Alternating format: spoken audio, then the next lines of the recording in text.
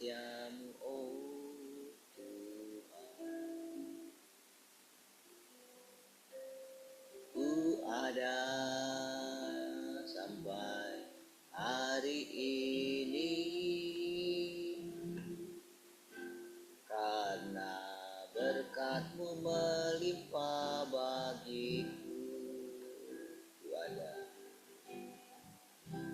Ku ada sampai hari ini karena kasih setiamu, oh Tuhan. Ku ada sampai hari ini karena berkat-Mu melimpah bagiku. Ku percaya Kau Tuhan sanggup menopangku.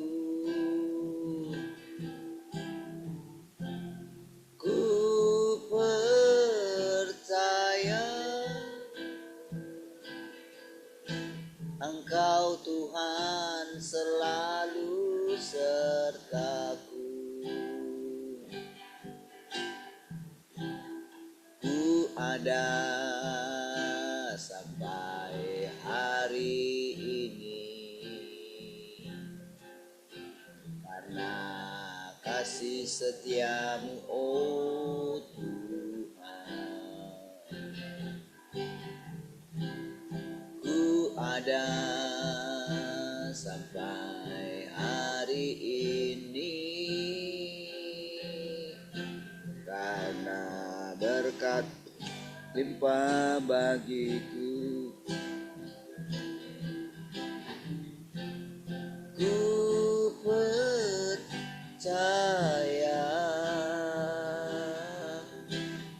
Kau Tuhan sanggup menopangku. Ku percaya Engkau Tuhan selalu sertaku. Oh, ku percaya Engkau Tuhan sanggup menopangku. Oh, ku percaya Engkau Tuhan selalu sertaku. Engkau Tuhan selalu sertaku. Oh, Engkau Tuhan selalu sertaku.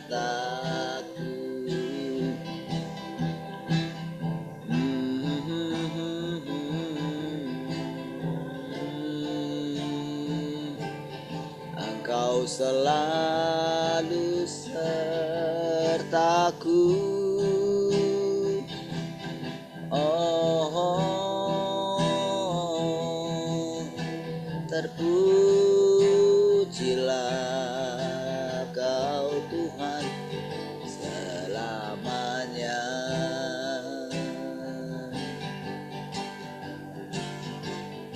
Selain Kau tiada yang lain, hanya Kau milikku di surga.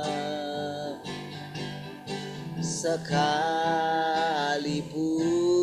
dagingku lenyap, hatiku lelah tak berdaya. Sekalipun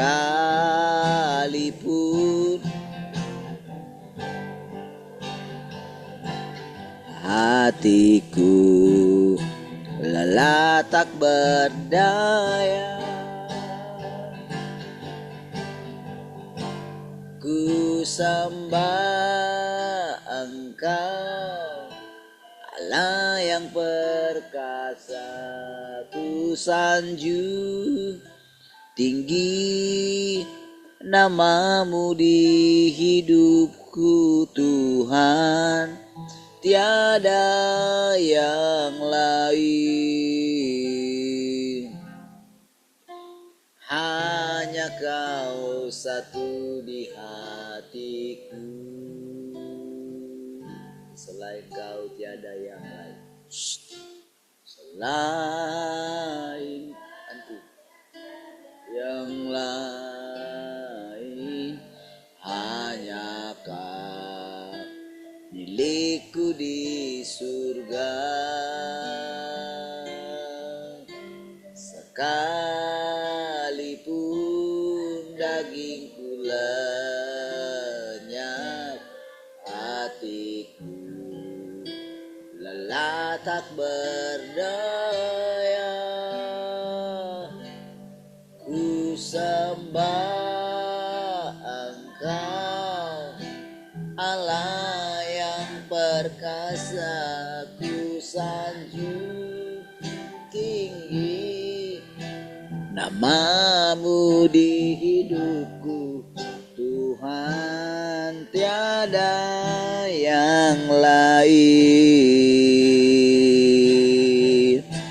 Hanya Kau satu di hatiku. Ku sembah Engkau, Allah yang perkasa. Ku sanjung tinggi namamu di hidupku Tuhan, tiada yang lain. Hanya Kau satu di hatiku. Hanya Kau satu di hatiku. Hanya Kau satu di hatiku. Oh, sungguh hanya Engkau. Oh, haleluya. Terima kasih Tuhan. Haleluya. Terpujilah Engkau.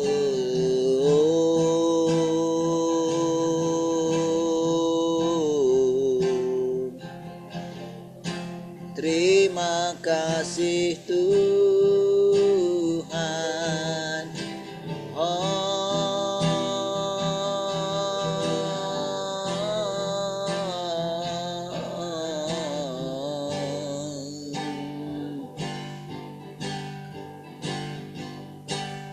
Ku nikmati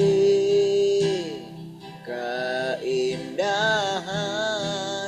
dan keagungan-Mu, oh Tuhan.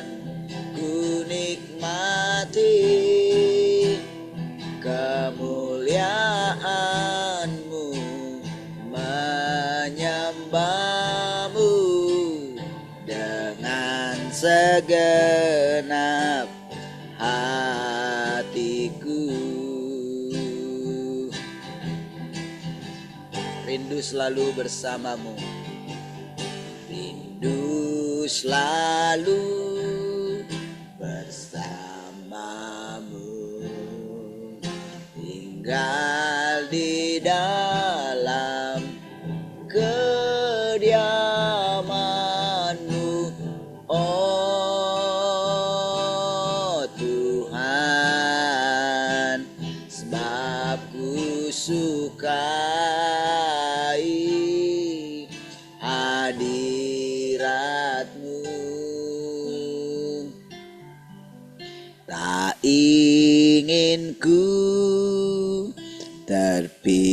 rasakan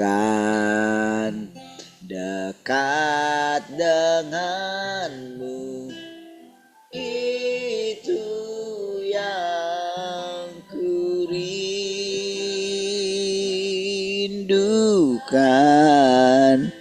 Sebab ku dapati kedamaian,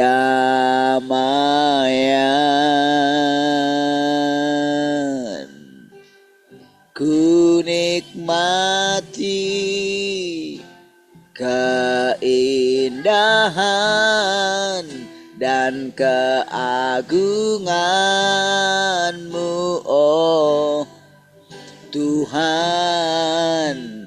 Ku nikmati kemuliaan-Mu, menyembah-Mu dengan segenap hatiku. Oh, rindu selalu bersamamu,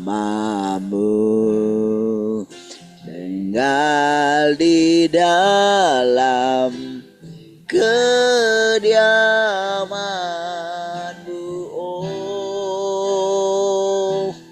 Tuhan. Sebab ku sukai hadirat-Mu, tak ingin ku terpisahkan dekat denganmu, itu yang ku rindukan.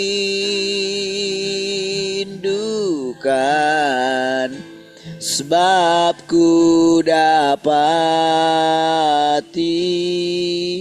kedamaian, ku nikmati keindahan dan keagungan-Mu,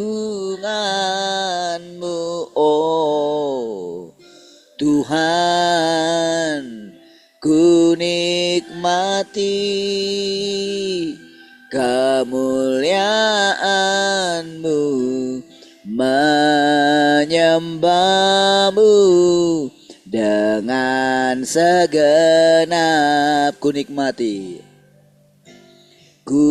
nikmati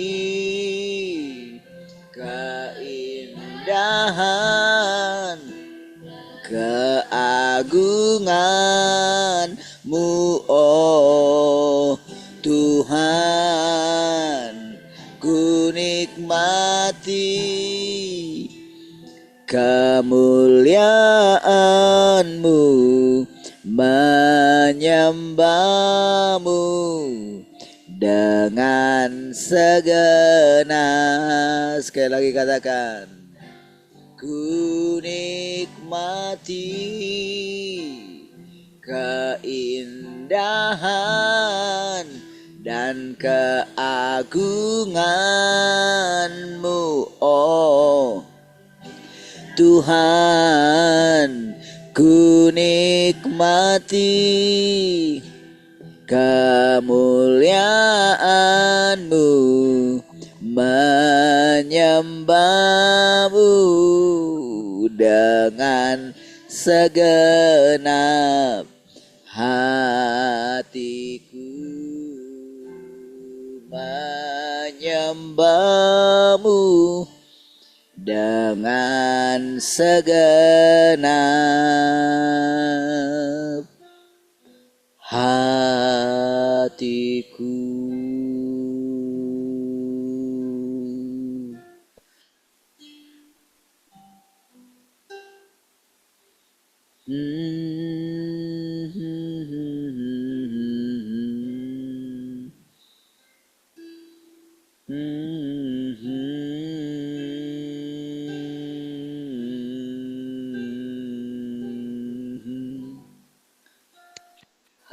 Haleluya.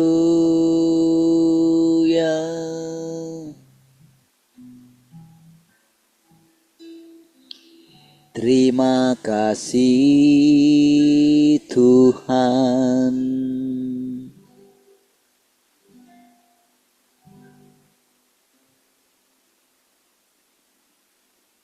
Haleluya. Kasih Tuhan. Kami bersyukur pagi hari ini buat anugerah-Mu. Terima kasih Tuhan.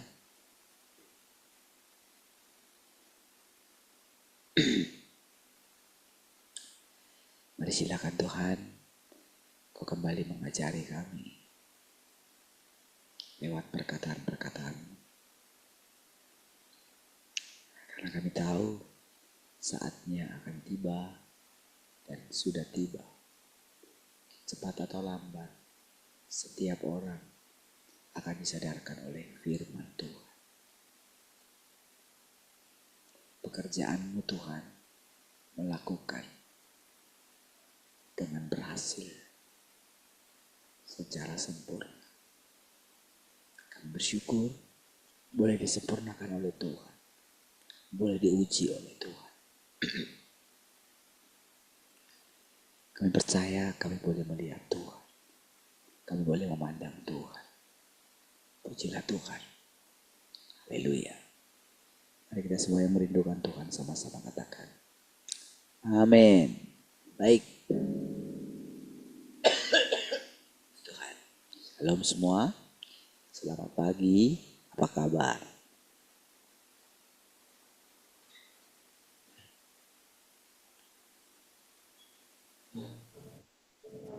Salam semua, selamat pagi, kabar baik, kabar sehat, berkat Tuhan melimpah. Yes, yes, yes.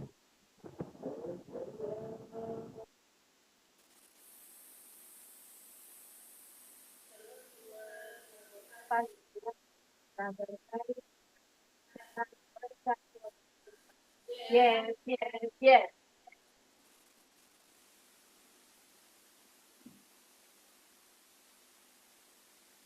Salam semua, selamat pagi, kabar baik, kabar sehat, berkat Tuhan melimpah. Yes, yes, yes.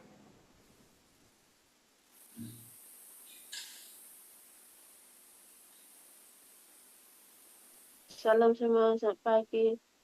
Kabar baik, kabar sehat, berkat Tuhan berlimpah. Yes, yes, yes.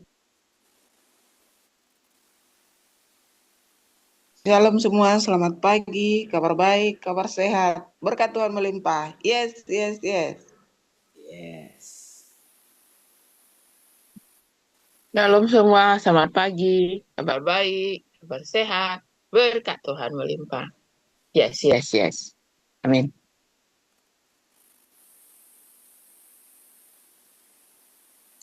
Salam semua, selamat pagi, kabar baik, kabar sehat, berkat Tuhan melimpah. Yes, yes, yes. Suaranya kok hilang. Baik, shalom. Pak Dwi ya, mungkin takut terganggu ya. Baik, puji Tuhan. Haleluya. Tuhan baik. Luar biasa. Oke, coba kita buka dulu bagian firman Tuhan ya.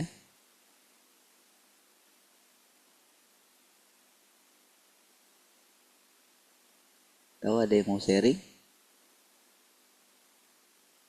Sebelum saya buka.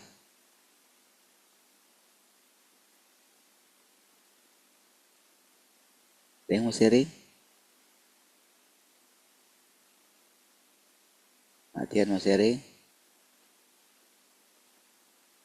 Enggak. Katangannya. Berarti enggak. Oh. Soalnya saya sudah sempat di menu share screen ya, jadi tadi saya nggak lihat layar.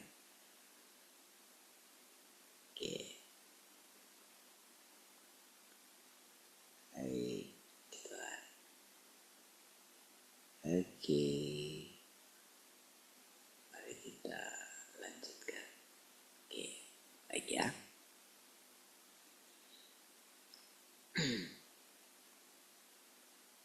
Kita mulai dari sini. Di satu sisi, Tuhan mengatakan kepada mereka bahwa Dia tidak menerima tindakan mereka, tetapi sangat menerima dan menyukai Ayub.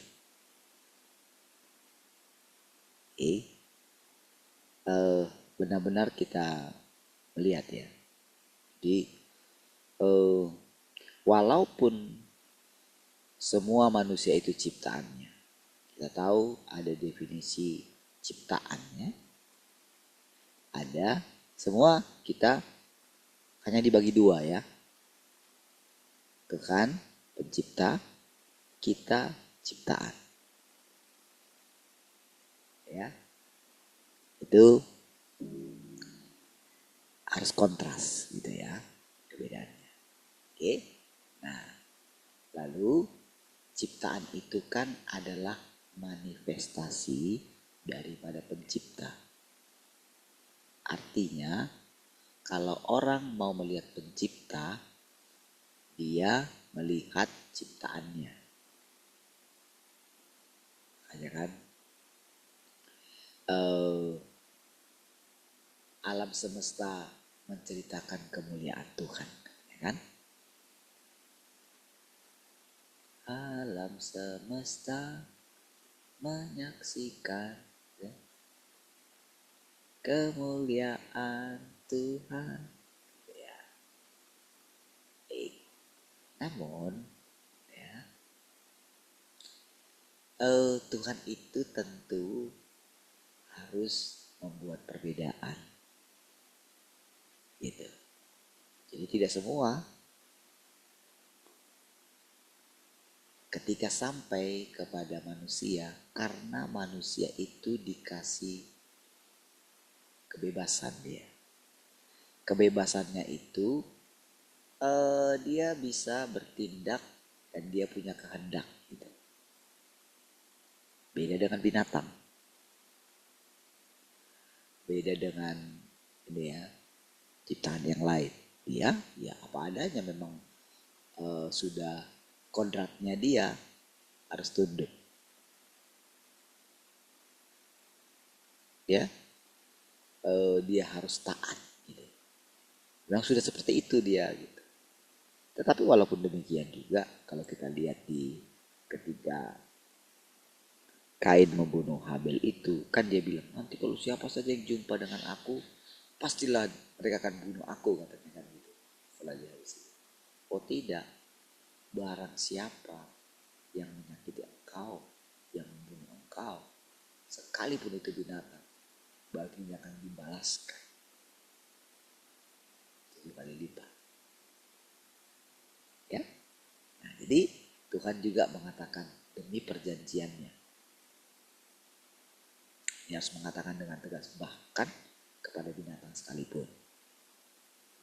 Ya, akan dituntut darahnya. Nah, itu kan firman Tuhan ya. Nah, jadi ketika sekarang ini Tuhan itu kan sebetulnya dari cerita daripada teman-teman Ayub itu, mereka itu juga kan sebetulnya mempercayai adanya Tuhan kan. Mereka percaya ya adanya Tuhan. Oke. Nah, jadi mereka bisa membuat definisi. Dari definisi mereka, dari kata mereka, kalau mungkin kita ada di situ. Ya. Ketika kita mendengarkan percakapan mereka, pastilah kita akan mungkin kagum juga gitu. Ada benarnya kok teman-temannya ini gitu. Sementara kita bisa curiga sama Ayub kan. Jangan-jangan memang Ayub itu ada salahnya. Kan semua orang berdosa. Jangan-jangan dia juga menyimpan kejahatan juga lah, diam-diam. Kan pikiran kita sering begitu kan. Iya. Mungkin yang kita salahkan adalah Ayub. Kalau kita ada di situ. Ketika kita melihat seseorang tertimpa malapetaka, mungkin kita akan mengatakan seperti itu juga.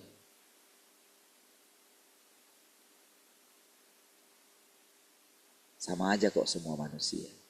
Semua manusia sudah berdosa. Apalagi kalau kita tahu semua manusia sudah berdosa, gitu kan?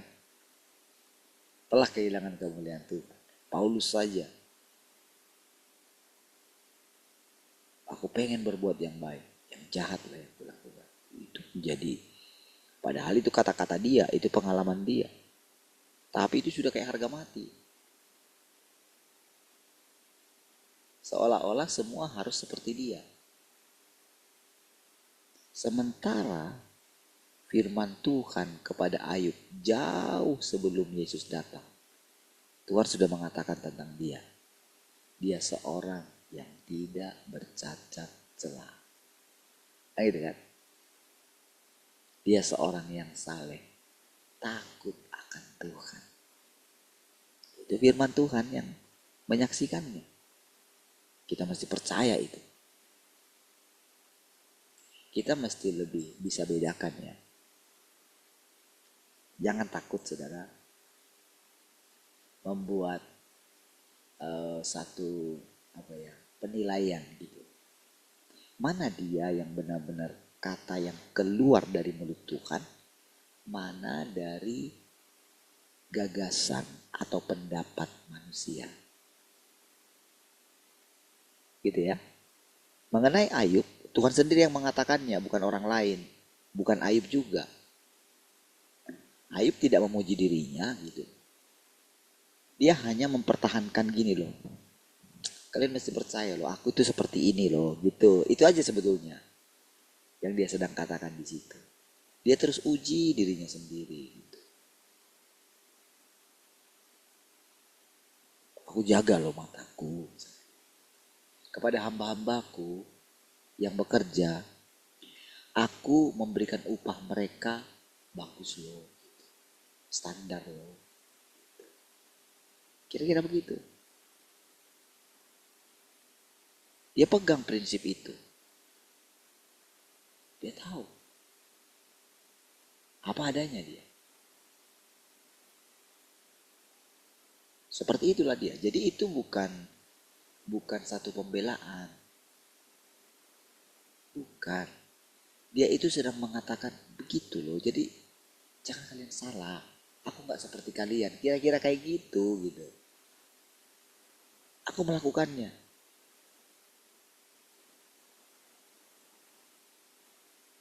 Kan karena perkataan-perkataan teman-temannya itulah, makanya dia mengatakan itu.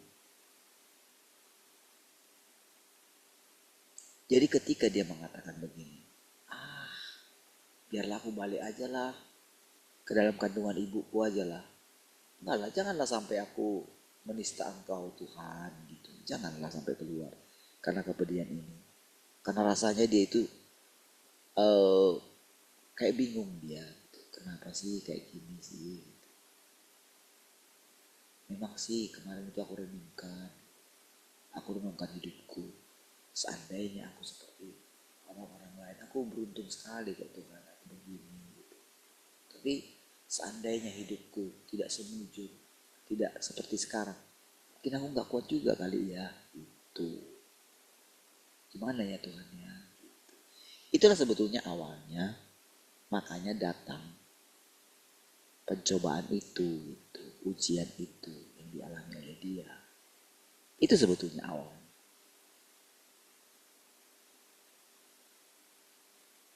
Makanya ketika terjadi kejadian yang sangat berat mungkin yang belum pernah dialami oleh orang lain, dia itu benar-benar gini, waduh, dia benar-benar siap menghadapinya. Dia benar-benar sangat yakin sekali kalau Tuhan mengendalikan segala sesuatu. Yakin sekali dia gitu. Tenang dia.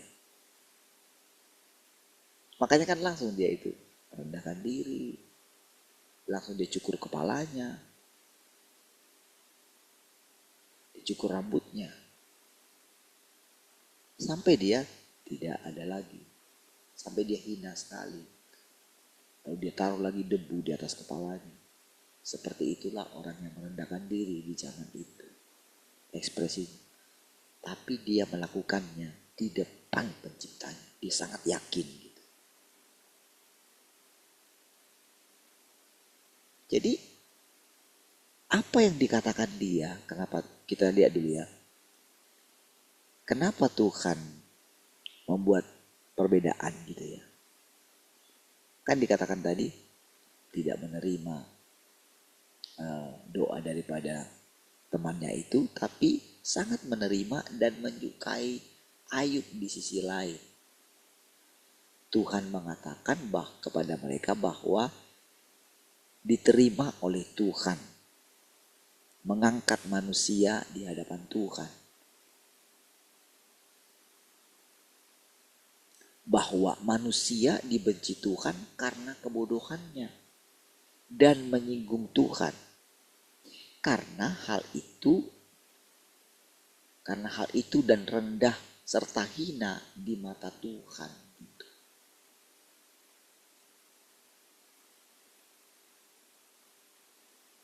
Gak bisa kayak gitu loh, itu jahat itu. Itu kebenaran, mengatakan kayak gitu kebenaran.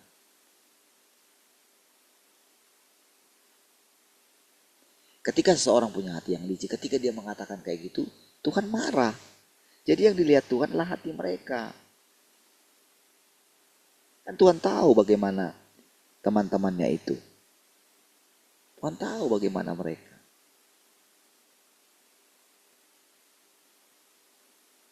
Seandainya mereka mengalami seperti Ayub itu, matilah mereka.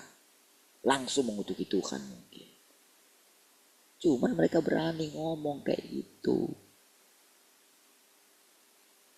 kepada Ayub.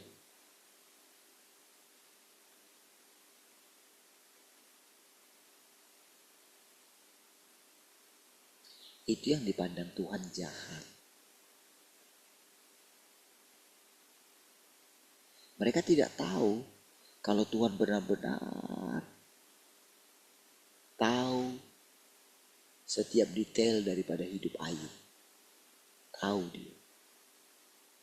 Makanya ketika dia berani mengatakan itu di hadapan Tuhan. Pada waktu itu kan dia itu berespon itu. Sebetulnya tadinya dia itu menunggu Tuhan, saudara. Dia terbuka di hadapan Tuhan walaupun Tuhan tidak menampakkan diri kepada dia. Dia terbuka aja. Bayangkan setiap pagi saudara dia berdoa untuk anak-anaknya. Dia melakukannya dengan taat. Dia berpikir jangan-jangan nanti anak-anakku ini saking senangnya hidup mereka. Cuma mereka kan memang harus menikmati apa yang dimiliki mereka gitu. Dari orang tua mereka. Mereka harus menikmati, mana bisa. Aku larang mereka. Kan gitu kan. Makanya dia berdoa. Dia mempersembahkan korban. Taat tiap hari. Tuhan, mereka itu milikmu Tuhan. Aku gak bisa mengubah mereka Tuhan. Aku mau belas kasihanmu ya Tuhan untuk anak-anak itu. Itu loh dilakukan dia. Dan dia tekun melakukannya. Dia tidak mengajak Tuhan. Dia tidak mengajari Tuhan. Dia tidak memaksa Tuhan. Dia tidak menuntut anak-anaknya seperti dia.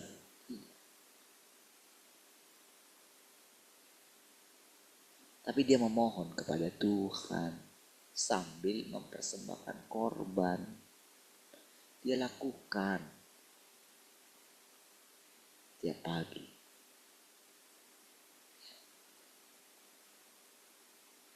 Sebelum dia memulai segala pekerjaannya, dia berdoa. Dia mengatur jam-jamnya. Dia disiplin dengan dirinya. Saudara, apa yang kita lakukan sejak dari awal. Jauhlah mungkin kita daripada Ayub. Kita menderita mungkin karena kesalahan kita. Oke? Dia tidak. Beda. Dalam hal ini, tentu karena kita memandang Tuhan.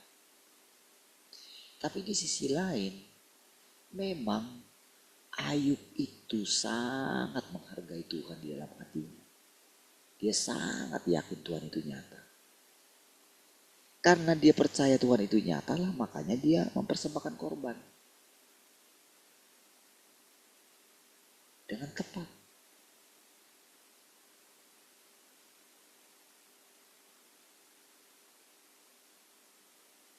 Dia bagi. Dia persembahkan korban.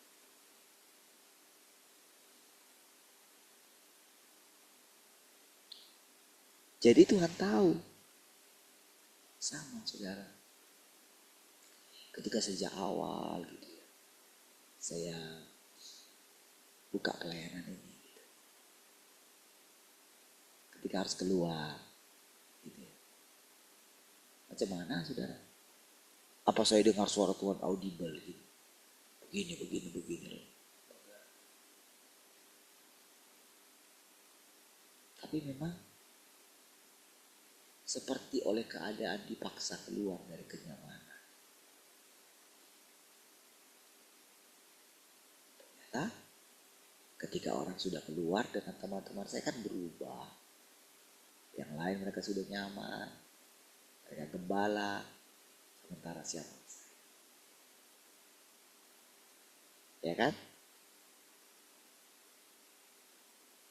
Dipecat jadinya, hilangkan jabatan saya.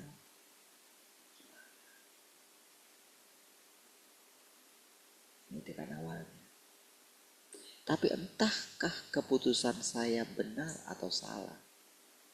Tentu Tuhan lihat selanjutnya. Sampai kita berjalan terus.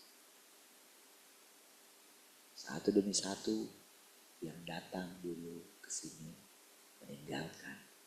Waktu awal itu kita banyak juga, saudara. Ya kan? Dan pada waktu itu saya begini. Kalau memang harus kembali semua yang saya bawa ke sini, silakan. Supaya tahu saya benar-benar ini Tuhan yang membawa. Nah, gitu. Iya, saya percaya sekali di sini.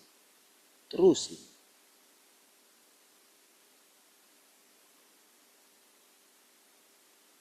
Sampai kalau benar-benar memang tutup sudah pelayanan ini, sudah silakan. Kali-kali kita mengalami. Tapi syukur kepada Tuhan. Tadinya kemarin rasanya gimana gitu. Toko ini mau dijual. Sudah ada pembelinya katanya. Sampai kadang ketika saya lihat lampu pada mati, saya gak bisa ganti, gak ada uang. Iya loh.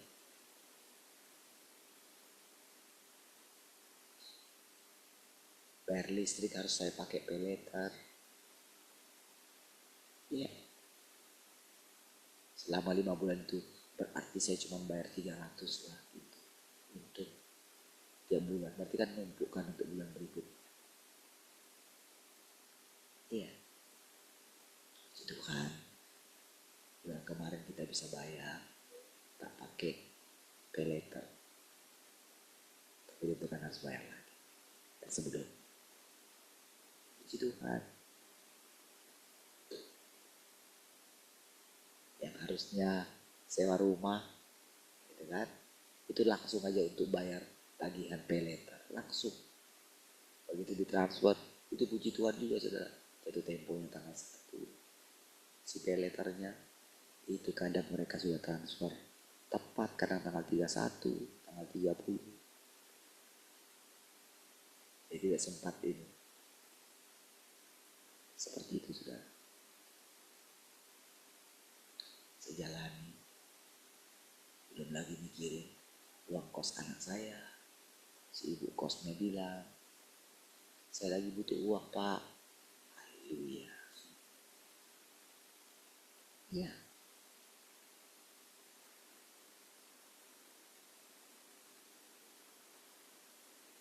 Semua itu saudara, saya akan ceritakan itu seperti tadi Ayub itu loh saudara. Cerita gitu kan.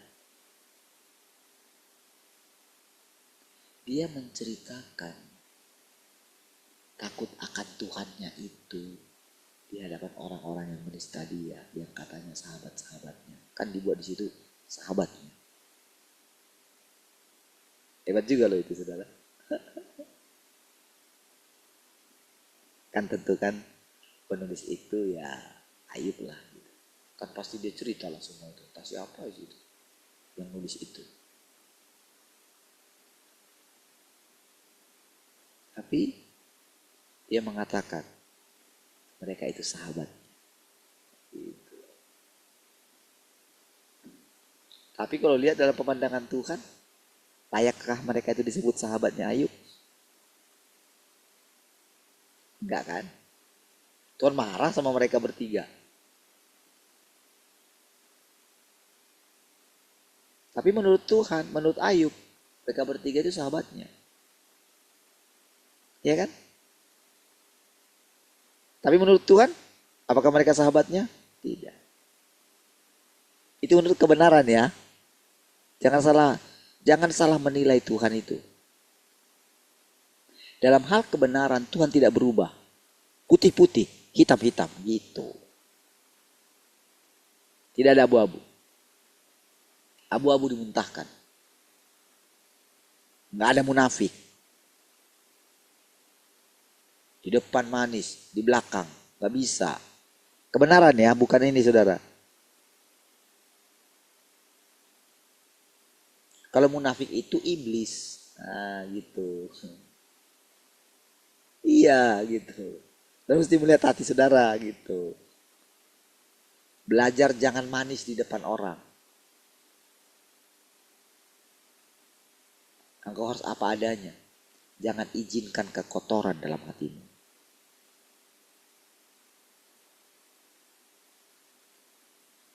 Jangan izinkan iblis tampil dari dirimu. Kalau enggak, engkau enggak akan keluar. Engkau akan ditindas terus. Engkau akan dipenjarakan terus oleh iblis itu. Sehingga engkau enggak akan melihat keselamatan. Nah, itu prinsipnya. Jadi ini kebenaran. Bukan saya tidak mengatakan saya itu kebenaran. Ah gitu. Makanya ketika Tuhan Yesus dibilang dia orang baik. Enggak. Saya bukan orang baik. Hanya satu yang bisa layak menjadi orang baik. Yaitu Bapamu yang di sorga. Gitu. Nggak ada yang lain.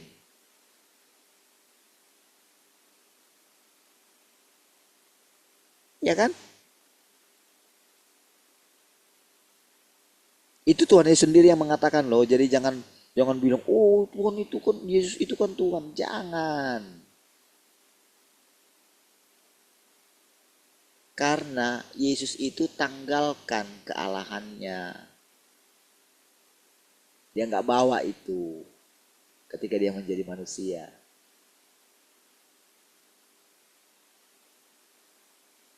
Jadi wajar orang menilai dia kalau dari tindakan dia. Misalnya ketika dia bilang lah, datang si perempuan Sirofenisia itu kan. Sembuhkanlah anakku katanya. Oh, gak layak memberikan makanan kepada anjing. Yang harusnya kepada anak-anak katanya. Kejam sekali loh. Kalau perempuan Sirofenisia itu, kalau dia itu bukan sudah no hope gitu ya. Udah lari dia dari situ. Udah keluar dia dari situ.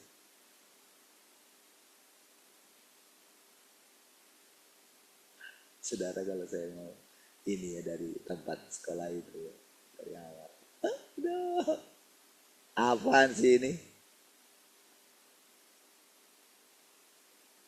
Iya, saya sudah bilang dianggap rendah, ini sampai nggak mau ini. Ya lebih baik saya nggak ada asisten katanya. Iya loh, saya tahu orang itu diproses habis. Iya, jadi ketika saya lihat itu, ketika saya yang itu ya dia salah ini sebenarnya, dia salah.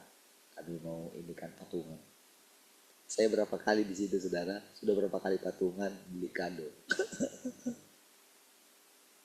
Iya,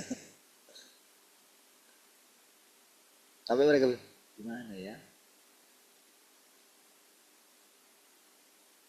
Terus yang satu, salah dia. Dia sudah beli, ternyata ditipu gitu.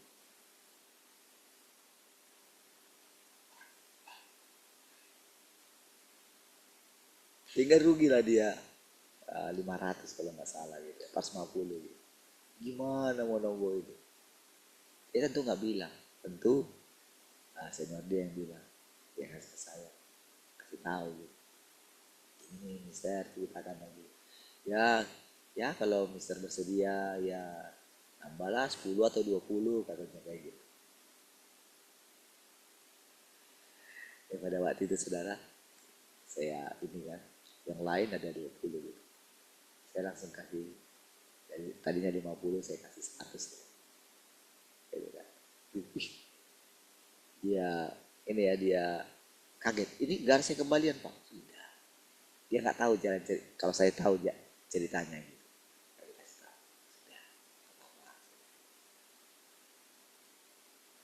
Dan akhirnya yang tadi yang itu, saya tahu dia juga sederhana. Yang saya bilang senior tadi. Tapi dia juga melakukan yang sama. Persis seperti jumlah yang saya kasih. Saudara, Tuhan menunjukkan itu kepada saya. Di situ saya lihat saudara. Dari situ dia berubah. Di situ saudara, kenapa saya suka cerita tentang apa yang dilakukan oleh Tuhan. Yang saya ceritakan itu Tuhan. Bisa punya hati seperti itu. Saudara, kemarin uang 10.000 sangat berharga. Uang 20.000, 30.000 sangat berharga sekali. Tapi bisa punya hati ya sudah.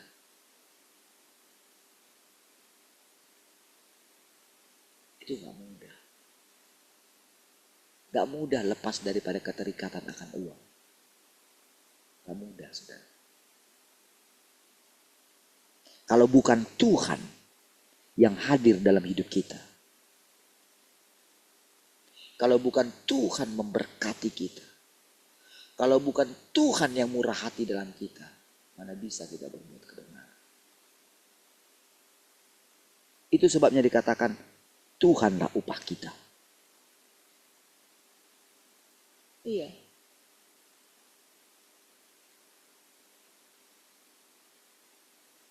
Ketika sekarang ini mau buat sekolah ini. Sampai si ini saudara. Dia tadinya dia kerja. Sampai dia pusing. Oke, si ibu yang saya bilang. Saya digaji saudara. Dihitung. Sekian hari ya. Segini Pak. Setelah ini. Apa kalau mau lebih cepat mau dapat ini. Saya diam. Dalam hati gitu. Segini ya Pak ya. Sekian hari. Kali sekian. Gitu. Waduh. Haleluya. Ya gitu. Tapi dengan sekarang saudara. Dia itu benar-benar kayak gini. Kalau saya bersyukur. Tuhan mengirimkan Bapak di sini. Benar-benar saya lakukan itu untuk Tuhan. Saya nggak lihat lagi mau gimana gitu. Sudah nggak ada orang untuk yang sekolah ini.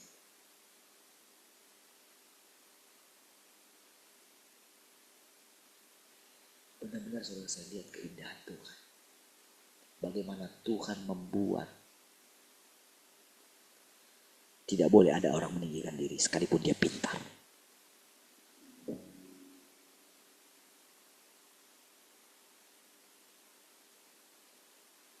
Ketika pada saat itu saudara kemarin itu ditampilkan bagaimana pertengkaran mereka di depan saya.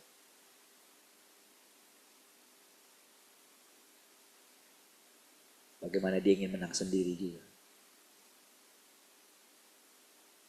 Tapi benar-benar saya lihat. Benar-benar saya lihat bagaimana Tuhan itu hadir.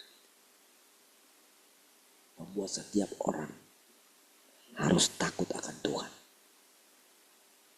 Kalau enggak, ambil jalan sendiri. Iya, silahkan. Kamu mau hidup enggak? Hidup enggak? Ambillah jalan. Adakah orang yang bisa hidup tanpa Tuhan? Adakah orang yang bisa hidup kalau dia jauh dari Tuhan? Kemanakah aku dapat pergi menjauhi rohmu yang suci? Adakah di alam semesta ini yang tidak dipenuhi oleh Tuhan? Adakah pemerintahan di dunia ini yang bisa meninggikan diri, yang bisa menyombongkan dirinya? Ada? Siapa? Siapa presiden di dunia ini? Siapa perdana menteri di dunia ini yang bisa melawan Tuhan? Ada?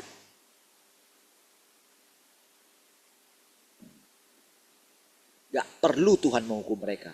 Dari mulut saya saja Tuhan bisa menghukum mereka. Gak perlu. Gak perlu Tuhan menajiskan mulutnya. Ya, dari kita, dari mulut kita.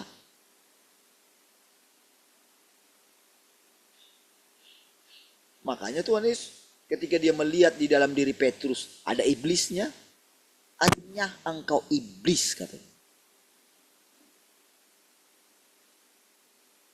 Oh, dia sudah menjaga, dia sudah berdoa untuk Petrus sebelumnya. Jadi yang dihardik dia iblis. Kayak dia bilang kayak gitu, "Kau nggak tahu malu kau iblis. Berani kau di sini menampakkan diri." Kira-kira kayak gitu, itu kata-kata Tuhan itu. Kamu nggak tahu Petrus ini miliknya Bapakku. Gitu loh. Sekuat itu doanya Yesus. Sekuat itu pengorbanan Yesus bagi kita.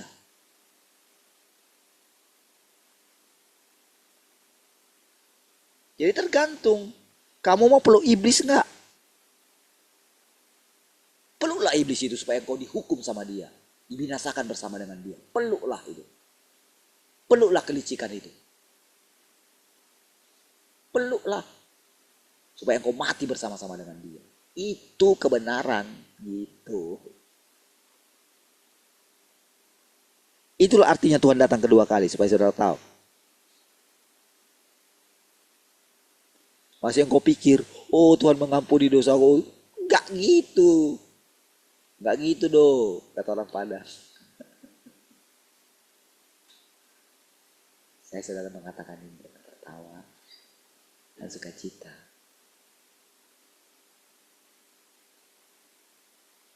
Ini kebenaran saudara.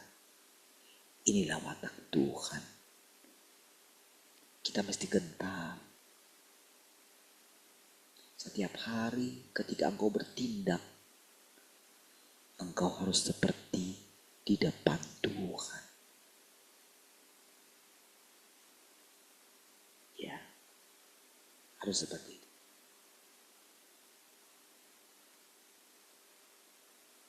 Iya.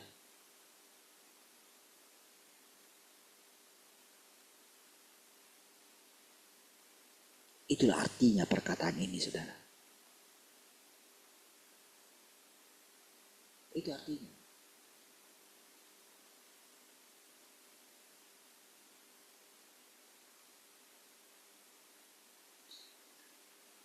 Jadi dia mengatakan kepada mereka bahwa diterima oleh Tuhan, mengangkat manusia di hadapan Tuhan, bahwa manusia dibenci Tuhan karena kebodohannya dan menyinggung Tuhan.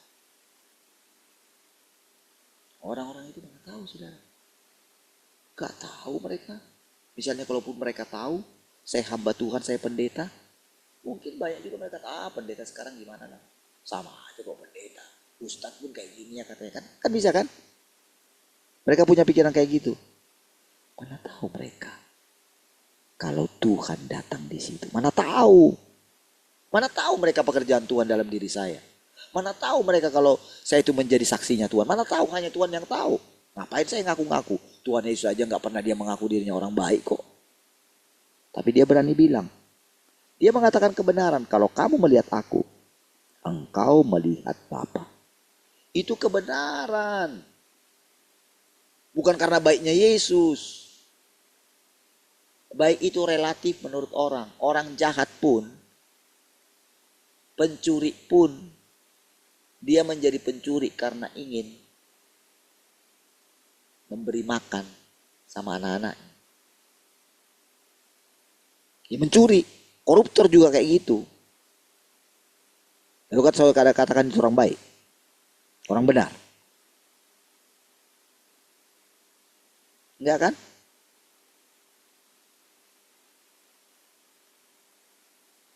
Mengatakan kebenaran menurut orang yang kena seperti ini misalnya, orang bisa tersinggung.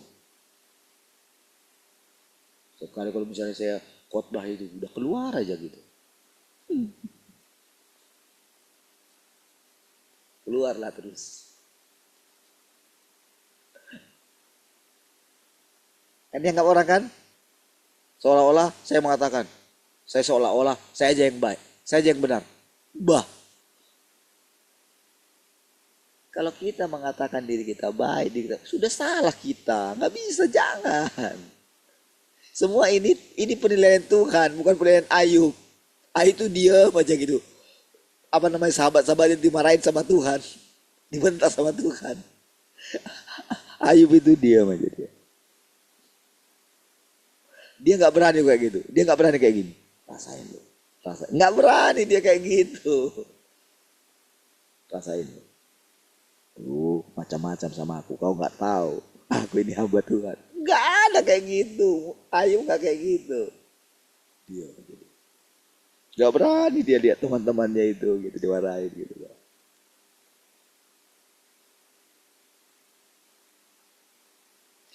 Ketika mereka datang minta doa, pada tahu jalan ceritanya kan? Hanya dia. Oh, dia pandang Tuhan. Dia nggak cengengesan, saudara. Dia nggak bilang sama mereka itu, sudahlah, nggak usah lah. Sudah, pokoknya aku doakan kalian. Enggak. Dia kayak gini loh, kayak dia pasang muka gitu. Dia harus menunjukkan muka Tuhan kayak apa gitu loh kira-kira. Karena waktu itu tegang ceritanya.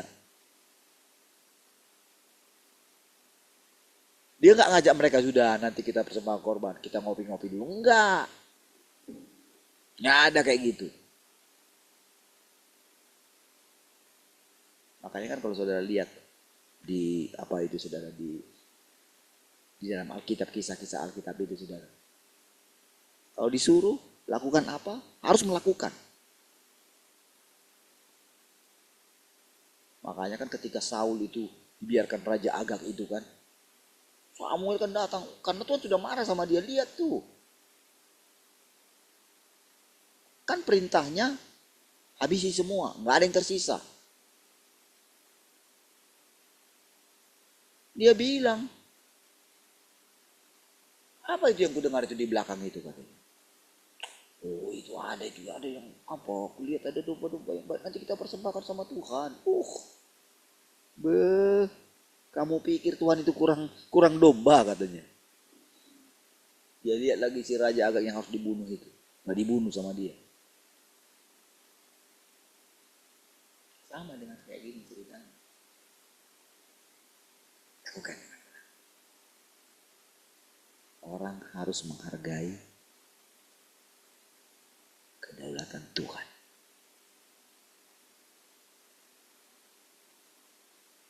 Jangan karena takut engkau meninggalkan engkau, lalu engkau mengkompromikan kebenaran.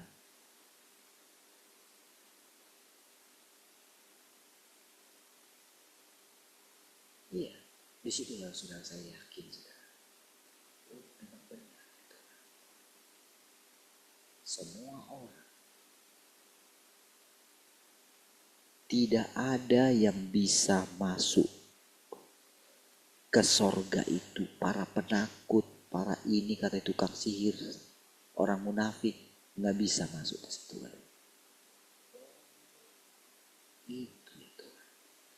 Nampaknya saudara kita hina, tidak dianggap orang, tidak disukai tempat ini. Jangan main-main mereka. Ini punya Tuhan.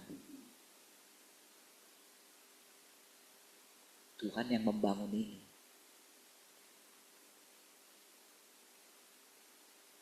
Iya. Dari kita nggak punya apa-apa. Tuhan yang bangun ini. Dari kita mau diusir dari sini, saya sudah cari. Tapi kita tetap di sini. Dari mereka mengatakan ini ruko saya semua. Dia yang harus diusir, harus hancur bisnisnya, berkeping-keping. Lawan Tuhan.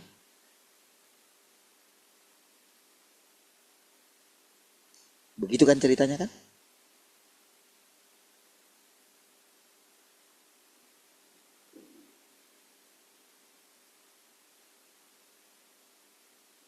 Ketika saya tanya, ketika yang kemarin pendetanya meninggal itu, wah mereka harus berjaga-jaga sampai malam, sampai ini. Dia cerita sendiri sama saya. Gimana tahan itu? Sama aja, tak ada perubahan.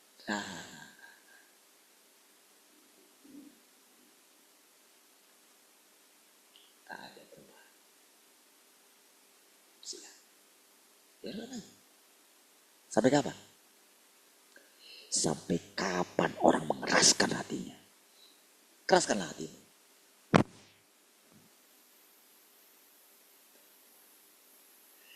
Iya saudara. Saya kadang-kadang melihat Tuhan itu seperti, iya benar-benar seperti kalau kita baca kisahnya ini ya, saya selalu bawa gitu. Gitu ya Tuhan. Ternyata kau perhatikan yang selama ini. Benar kok, aku mana baik. Kau tahu semua kok. Benar kok. Tapi kan memang karena kau lihatkan Tuhan.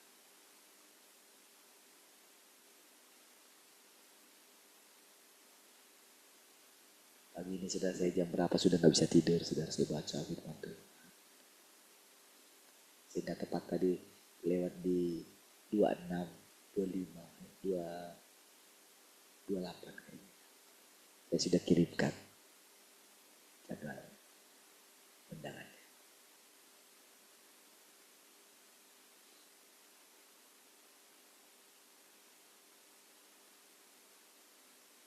Kenapa apa saudara? Kita bersama-sama di sini saksi kehadiran Tuhan di antara kita. Kita nggak tahu saudara, 2 tahun ke depan, 5 tahun ke depan, 10 tahun ke depan, kita nggak tahu. Tapi kalau mama saya, kalian lihat sendiri dengan sendiri kejadiannya. Betapa beratnya yang dialami mama saya. Tapi Tuhan bisa bawa mama saya ke sini. Kalau mama saya diberikan kesempatan hidup, saya tahu itu Tuhan.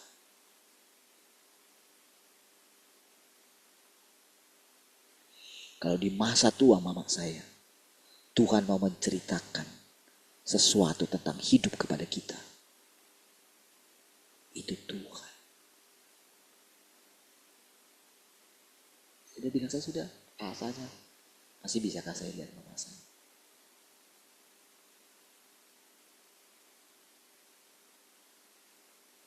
Saya jarang-jarang telepon mama saya.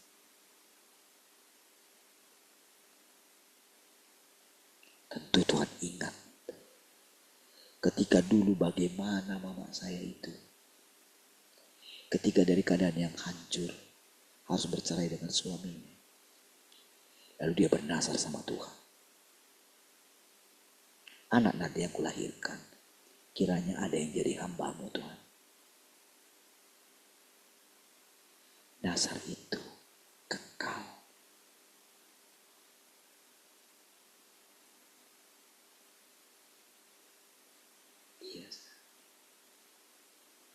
Tuhan harus perpanjang umur mama saya. Karena dia mau menerangkan sesuatu kepada kita semua di sini.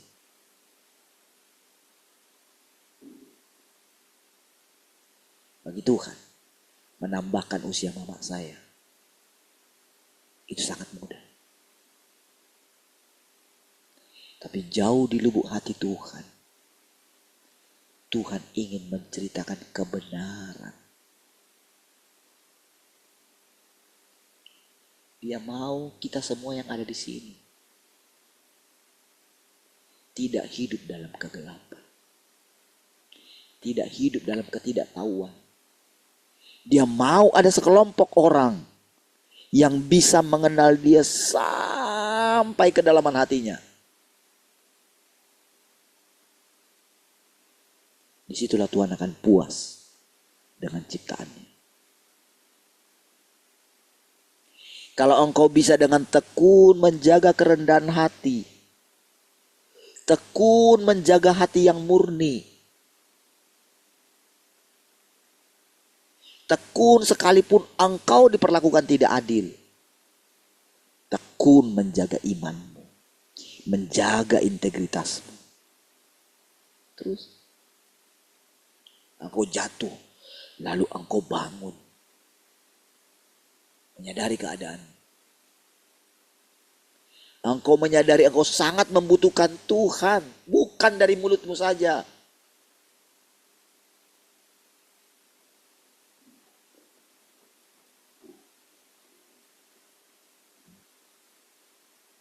Tapi dari sikap yang engkau tunjukkan setiap hari. Berani mengaku salah. Berani merendahkan diri. Berani tidak dianggap orang lain. Tuhan lihat semua sikap hati itu, saudara. Itulah tempat bagi Tuhan. Itu rumah bagi Tuhan. Hati yang seperti itu, itulah rumahnya Tuhan. Supaya saudara tahu.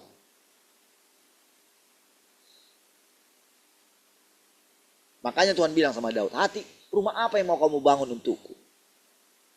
Pelayanan apa yang mau kau berikan untukku? Persembahan apa yang bisa kamu persembahkan bagiku? Aku tidak butuh korbanmu itu. Aku tidak butuh uangmu itu.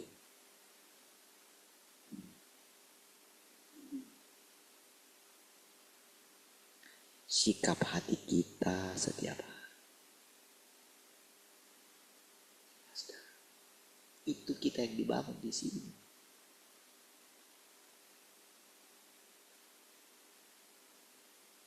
Kali-kali saya katakan, ini rumah Tuhan.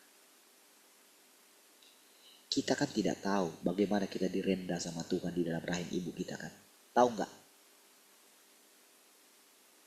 Apakah ibu itu ibu kandung kita? Tuhanlah ibu kandung kita.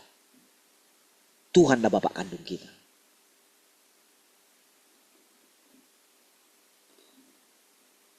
Orang tua kita hanya bisa memperhatikan kita sampai umur berapa. Kalau dulu di kampung zaman kita, 15 tahun pun orang udah merantau. Bukan kayak sekarang. Kalau misalnya kita merantau, kita masih bisa teleponan. Dulu mana ada kabar itu, bisa bertahun-tahun, puluhan tahun. Gak jumpa sama orang tuanya. Karena dia pikir, selama aku belum berhasil, aku gak akan pulang. Jadilah gak akan pernah ketemu. Makanya sampai para orang tua mengatakan berdoa sama Tuhan. Hanya itu yang bisa dilakukan dia. Sebatas itulah orang tua di bumi. Tapi Tuhan sepanjang masa, sepanjang zaman, sampai masa putih rambutmu, aku tetap gendong kamu. Ya, sampai engkau gak bisa jalan pun, aku gendong kamu.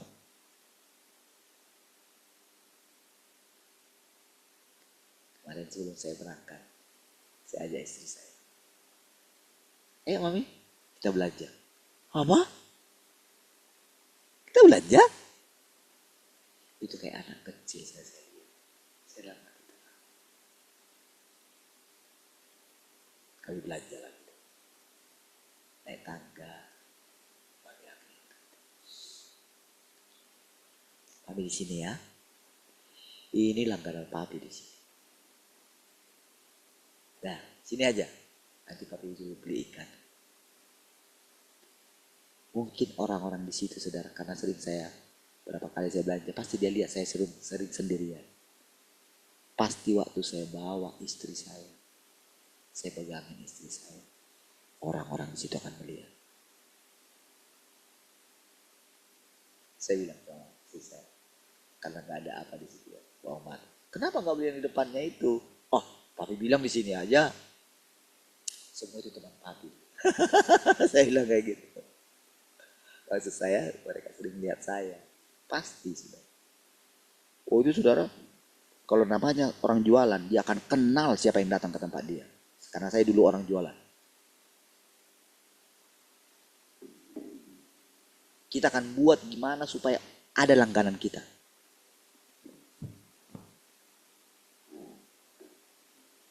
Satu kali, dua kali, tiga kali. Kalau orang gak kenal saya sekalipun gak kenal, kemana mungkin?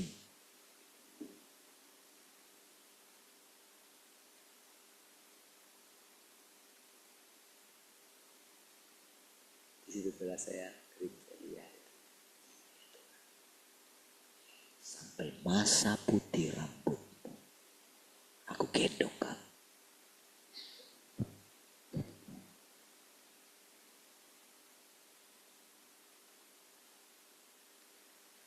Saya lihat kemarin waktu telepon sama Pak Yawes gitu ya. Dia tunjukin ini anak-anak adiknya semua kan. Siapa semua itu? Banyak kali. Siapa semua itu? Anak-anakku lah kata Pak Yawes gitu. Ya itu lihat mereka satu-satu. Siapa namamu? Isi Daguarmo. Bata-bata tuh dan mereka. Yang lahir di Batam itu cuma satu, si Fiona. Oh, Isi Daguarmo. Kelas 3, kelas berapa kamu? Itu saudara saya lihat. Iya ya Tuhan, hebat sekali. Dengan keadaan mama saya, maknya habis bisa pulang. Hebat Tuhan. Itu cara Tuhan kalau kita mau lihat gitu ya. Iya loh. Kurang apa aja. Puji Tuhan diberikan kesempatan lagi jumpa sama bapaknya. Seperti saya bilang saudara. Kita nggak tahu. Itu semua berkat Tuhan sama kita. Di masa tua bapak kita sampai dia bilang, nggak datang kamu ke sini. Nggak kamu berikan kesempatan untuk datang ke sini. Kalau ada uang mak ya habis mungkin ada ini. Cepat-cepat udah pasti datang lah. Tapi di tengah rasanya mustahil. Tuhan hebat. Itu yang mesti kita syukuri setiap hari, saudara. Iya. Saya tanya sama anak-anak itu. Wah, apalah tuamu itu? Saya lihat anak-anak itu senang sekali. Itu mereka live juga kemarin ya. Wah, mereka gaya-gaya juga saya lihat. Tapi senang sekali. Saya aja dari sini lihatnya itu senang sih. Indah sekali gitu. Apalagi Mak Yabes di sana. Bukankah benar Tuhan katakan? Apa kabar? Kabar baik, kabar sehat. Berkat Tuhan melimpah. Yes, yes, yes. Jadi Pak Yabes ini sekarang di Tantom ini, bukan di Sibolga. Ya kan? Tanpa sadar kembali Tuhan melakukan perjalanannya. Nggak harus saya kan? Kemarin kasih di Kalang saudara. Ya kan? Di jalan pun bisa Jun juga. apa enggak? Siapa yang buat itu? Bukankah Tuhan?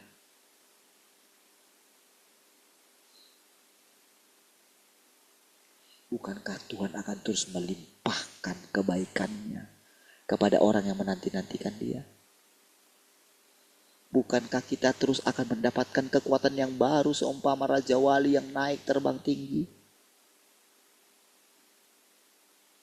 Bukankah Dia sedang perbaharui sayap kita?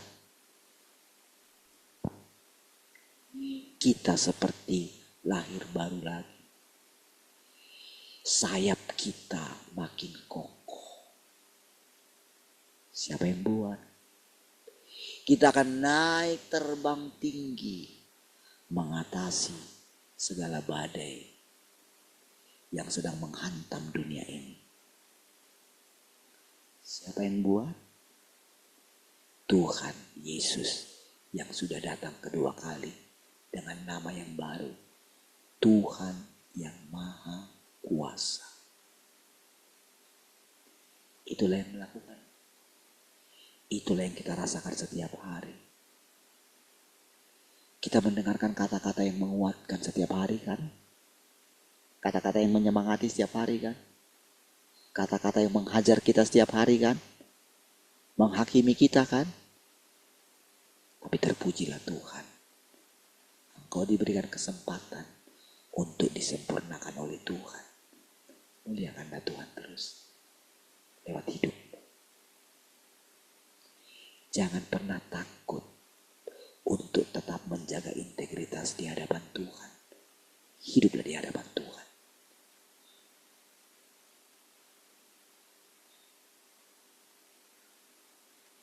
Maka Tuhan pasti melimpahi engkau dengan hidupnya. Kita berdoa. Terima kasih Tuhan. Syukur untuk persekutuan ini. Segala kemuliaan bagimu Tuhan. Haleluya, sama-sama katakan. Amin.